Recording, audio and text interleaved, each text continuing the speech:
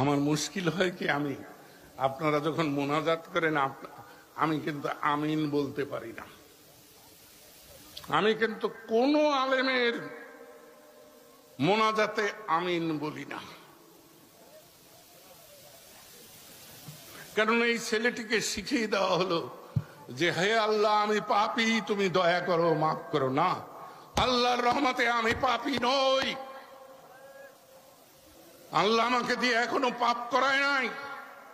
কোন নারীর ইজ্জত নষ্ট করেছি এই অভিযোগ ৮৬ বছর বয়সেও কেউ দিতে পারে নাই।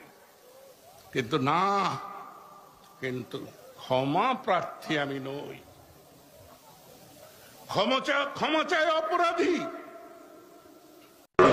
একজন মাসুম মানুষ পাওয়া গেছে, অক্ষরে গোনা নাই, মাত্র ইয়া পড়ছে।